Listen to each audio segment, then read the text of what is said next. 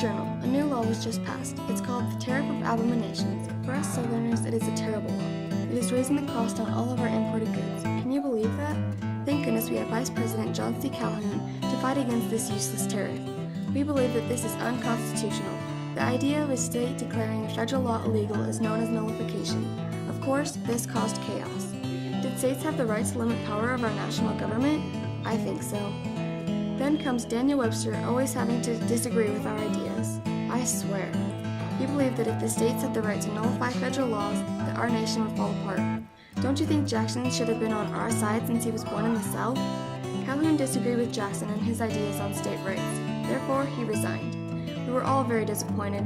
Me and Miss Marlene discussed this for hours last week over dinner. Martin Van Buren became our new vice president in 1833, like he'd change anything. In 1832, Congress passed a new tariff that didn't help.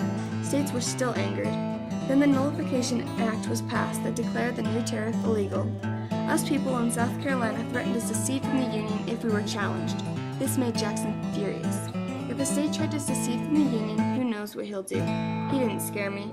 Because of this, he passed 2 more bills to try to keep the Union together. But of course, it didn't work for much longer. Nobody agreed with us anymore. Not even Calhoun was on our side. Who will we tell this to?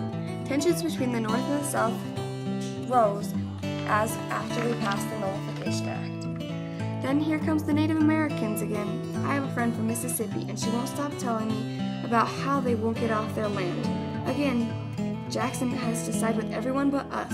These Native Americans were in the way of everything.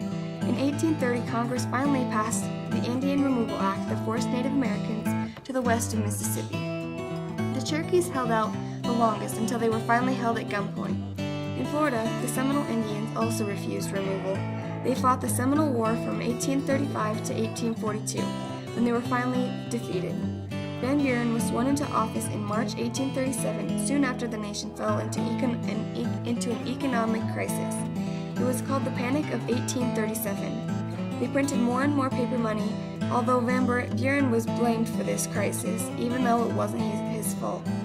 In 1840, the Whigs found out a way to try to win the White House. They chose William Henry Harrison as their leader. After winning the Battle of Tippecanoe, he was the war hero. The Whigs made the log cabin their campaign symbol. They were very against Van Buren and the Democrats. After all this campaigning, Harrison was voted into office, but later he died of pneumonia.